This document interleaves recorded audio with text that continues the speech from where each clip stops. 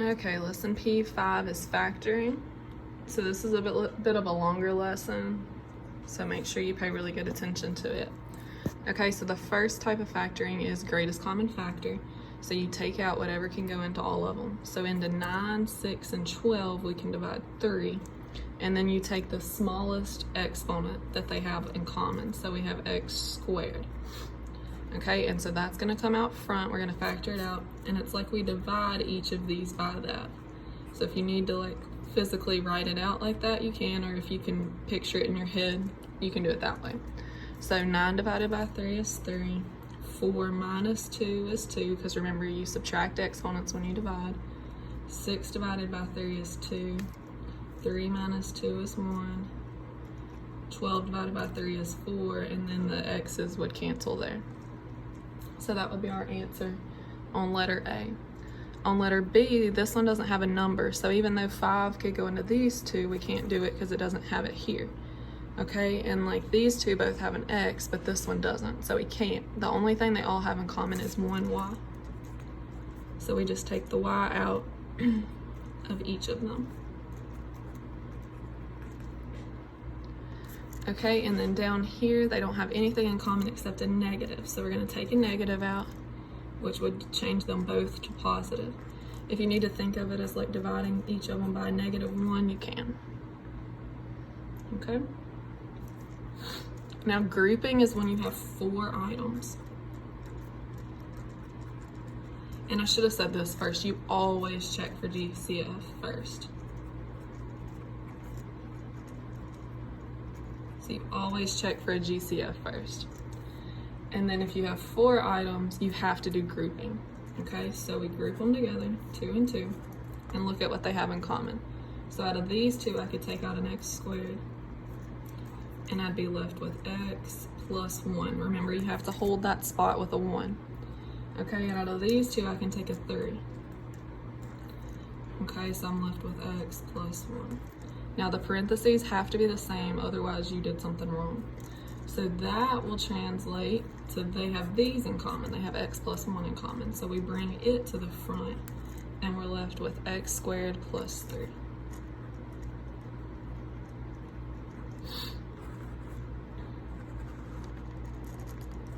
Okay. Now if you look down here, we don't have anything in common here. So sometimes what you have to do is switch these two.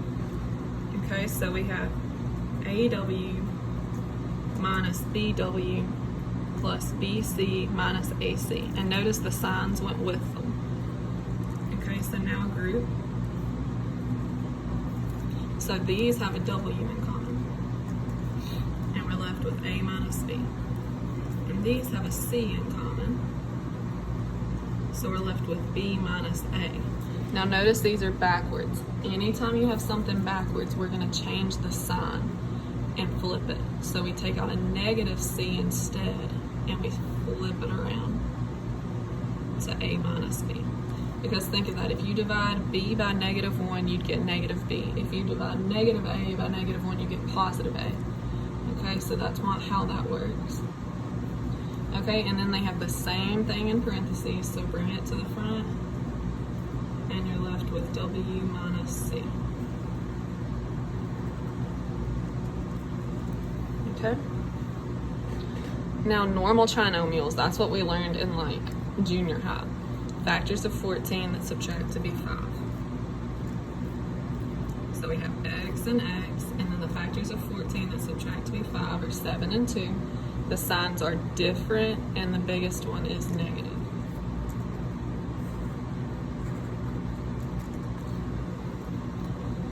Okay, here, factors of 21 that subtract to be 4 are 7 and 3.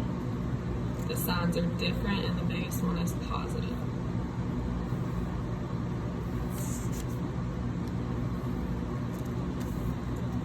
Okay, down here, factors of 6 that add to be 5 would be 2 and 3. The signs are the same, and they are both negative.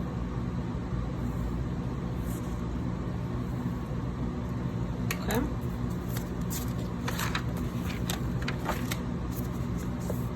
Example 4 is the box. This one is used when there's a number in front of x squared.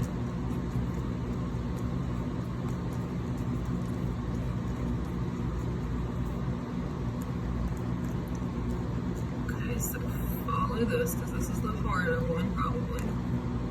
And you actually can use this for any method. I mean, for any of them, as long as it's a trinomial, but it's just most people don't like it. Okay, so the first thing goes in the first box, and the last thing goes in the last box.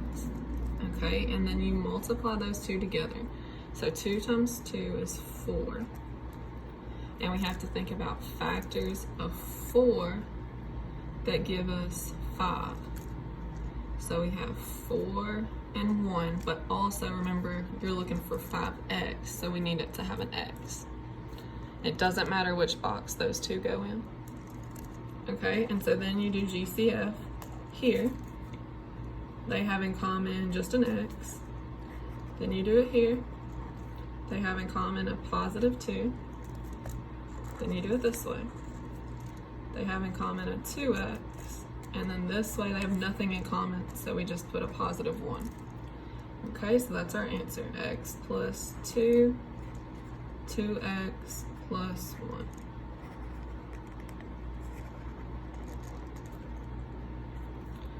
Okay, let's try this one.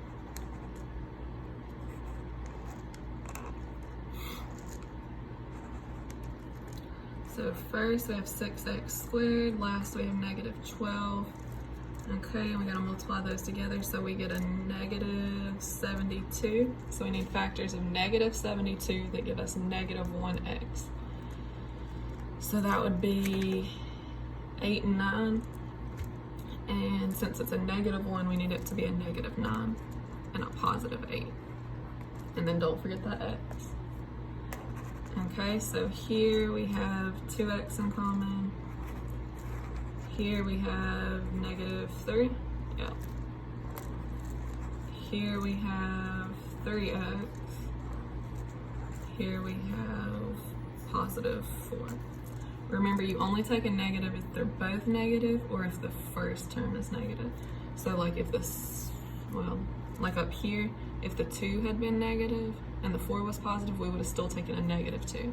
So the first or both, if they're negative, then we take a negative. And then that's it. Okay, last one of these. I feel like my hand is shaking really bad. I'm trying to hold it steady. Okay, so the first one is 15x squared. The last one is 3. Multiply them together. 15 times 3 is 45. So factors of 45 that give us 14, negative 14, would be 9 and 5. Yeah, and it needs to be negative, so we need both of them to be negative. Okay, so here, 15 and 5 is 5 and 1x. Okay, now here, the 9 is in front and it's negative, so we're gonna take out a negative 3. Okay, then here we take out a 3x, and then here the 5 is on top and it's negative, so we take out a negative 1 because they don't have anything else in common. So we have 5x minus 3, 3x minus 1. And remember, if you want to check these, especially on the test, you can just distribute them back and make sure you get the original problem. Okay, example 5. I probably skipped this last year when I taught it to y'all. I don't really like trial and error. Well, I do in some cases, but it's hard to teach to people. But with y'all being the advanced ones, you can probably catch on. So trial and error means you just try something and see if it works. So factors of 2 are just 2 and 1. So we know it's going to have to be 2x and 1x. And then factors of 6, the only factors of 6 there are either 1 and 6 or 2 or 3. So I'm just going to pick 1 and 6 to start with. And then my signs are different and one of them is going to be positive. So let's just try positive, negative. And then I'm just going to distribute this and see if I get the right thing. So 2x squared negative 12 plus 1 would be negative 11, so that's not right. Okay, so let's flip the signs around and see if that works. So this one did not work. Okay, 2x squared, 12x minus 1 is 11x, and then negative 6. Okay, so that did work. So that's what trial and error is. You just try something until you get it right. So you can do that unless you have one on the test that specifically tells you how to work it. Okay, example 6 are just some special ones. So we're just gonna figure out how to do these. So this one is important. This is the difference of squares. Remember, there is no sum of squares. There's only a difference of squares, because if you have a plus sign in the middle, it won't work, and I'll show you that in a minute. Okay, so difference of squares, you square root both pieces. So the square root of 4 is 2, and x squared would be x. And then the square root of 1 is 1. And then you put a plus and a minus. So difference of squares always has 1 plus and 1 minus. Okay, and the reason that works is because the middle terms would cancel out, which creates 2. So think if I had 4x squared plus 1, and I tried to do the same thing. 2x and 1, 2x and 1. Okay, well it's positive, so you would have to have both positives. Okay, so if you do that, then the middle terms don't cancel. Or you might say, well, maybe I could try 2 negatives. But again, the middle terms won't cancel out. So that's why there is no sum of squares. So let's write that down. No sum of squares. Only difference, only subtraction with 2 things. Okay, now letter B, 3 things. It makes it a trinomial, and there's no number in front, so we don't have to do a box. We can just do it in regular. Okay, so factors of 9 that add to be 6 are 3 and 3. The signs are the same, and they're both negative. So the reason this one is a special is because you can write it like this. So either answer would work. Okay, this one, it's got 3 things, but there's a number in front of the highest exponent. So you could do trial and error, or you could do the box. Now with this one, I don't really want to multiply 9 times 25 and figure out how to get 30. So I want to try trial and error. Also, 9 and 25 don't have a lot of factors. So like 9 is probably going to be 3y, 3y. And then chances are good, 25 would be 5 and 5. All the signs are positive. So let's see if that works. 3 times 3 is 9, we'd get y squared. 3 times 5 is 15, 5 times 3 is 15. Put those together, you get 30. And 5 times 5 is 25, so that works. So that's a lot easier than trying to do a box for big numbers. Okay, now this one, again, we have subtraction, so it's difference of squares, because I can square root both of those pieces. So instead of 2t, now I just have t, so xt, and then the square root of 9 is 3, one's a plus and one's a minus. Okay, a couple more. Difference in sums of cubes. Now there is a sum of cubes. Okay, and we've done this a lot in the past few years, but let's look at this. So you cube root it first. X minus 3. And leave it exactly this, like you leave the sign the same, everything, you just cube root it. So if you need to write that down, write first step, cube root. Okay, second step, you look at your parentheses and you square the first thing, x squared. Okay, now you multiply the 2 things together, put them together, and change the sign. So instead of a minus, we have a plus, and then put them together, 3x. And then you square the last thing. So negative 3 squared is 9. And that's the form it follows every single time, whether it's a subtraction one or an addition one. So like, let's hop down here and go ahead and do the subtraction one. Okay, so cube root it. So we get ym, cube root of 1 is 1, keep your sign. Okay, square your first thing. So now we have y2m. Multiply these together and change the sign, so we get plus 1, I'm not going to write the 1, ym, square the last thing, plus 1. Okay, and then it works the same way if there's a positive. So cube root it. And this one looks a little harder because it's got a lot going on, but it's really not. So cube root of 8 is 2. And remember, when you're cube rooting an exponent, you're just dividing by 3. So 6 divided by 3 is 2. Keep your sign. Cube root of 125 is 5. 3 divided by 3 is 1. And once you get to that first parentheses, you're done with these. You don't even need to look back at that. Now you square the first thing. 2 squared is 4. 2 times 2, oh, heard it wrong. 2 times 2 is 4.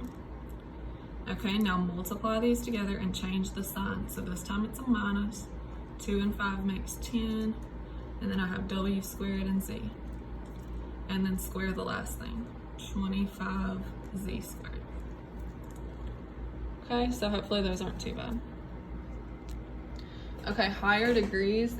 A lot of people teach you to use a substitution method on these, but I don't think it's necessary. I look at this as a normal trinomial, okay? If this was an x squared like it was like here, see how we just split it in half, x and x, 1 and 1? So over here we have a 4, so we're just gonna split it in half.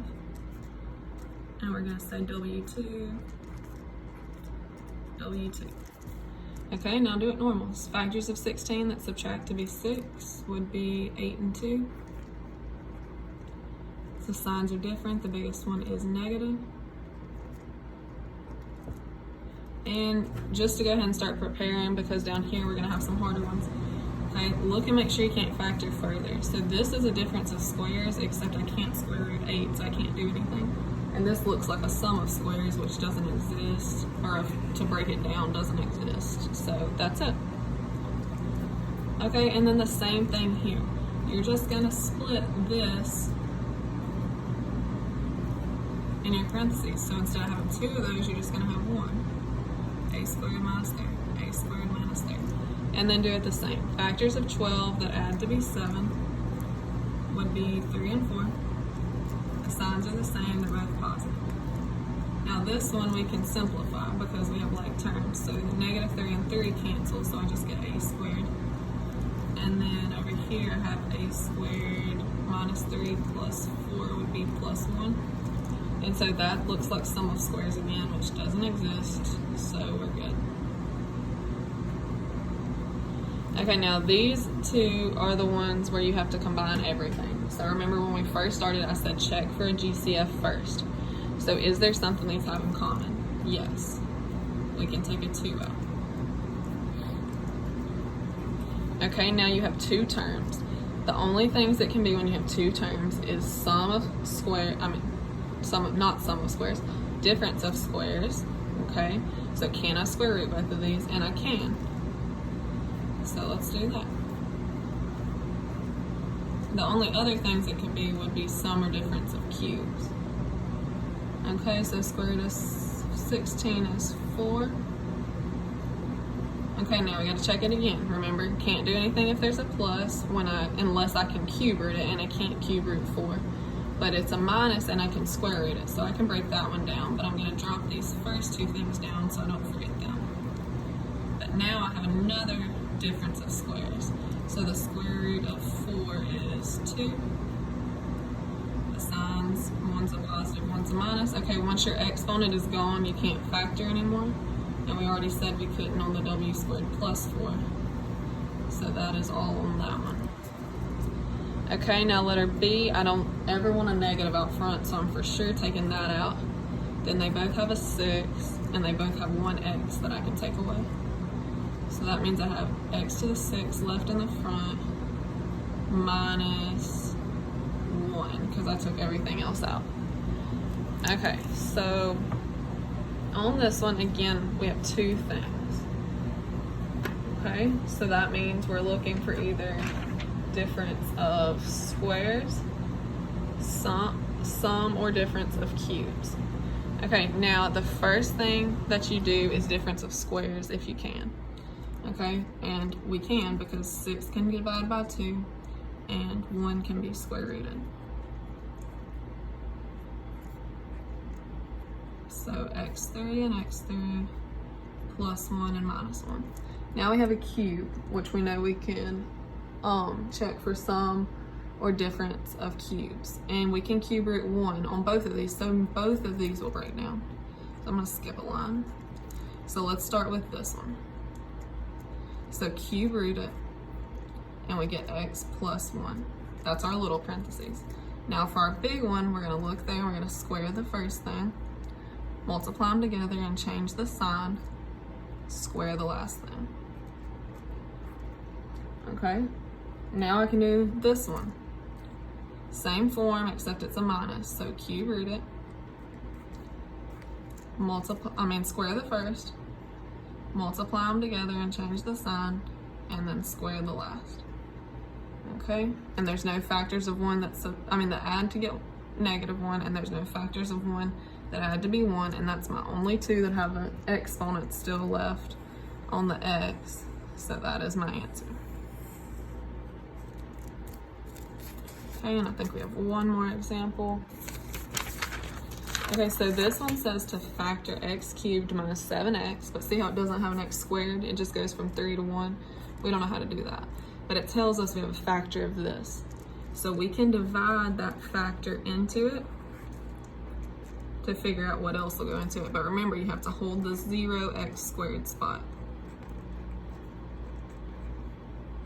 Like this, okay? So remember, drop down your exponent 1. So we get x3 minus 2x squared. Okay, change both your signs. Drop down your 7x. Okay, drop that down 1 exponent. Okay, so I get 2x squared minus 4x. Change. That cancels and I get -3x. Drop the 6 down. Okay, drop the exponent down 1, so we're just left with -3. I get -3x plus 6. Change. No remainder, which is good because that means that did actually divide into it. Okay, so that's one factor of it. Then x squared plus 2x minus 3 is another factor. And then this one still has an exponent, so let's check. Factors of 3 that subtract to get 2 do exist. So we've got to factor that. So bring down your x minus 2. And then here, factors of 3 that subtract to get 2 are 3 and 1. The signs are different and the biggest one is positive. Okay, so remember, you only divide if it gives you a factor. Let me know if you have any questions.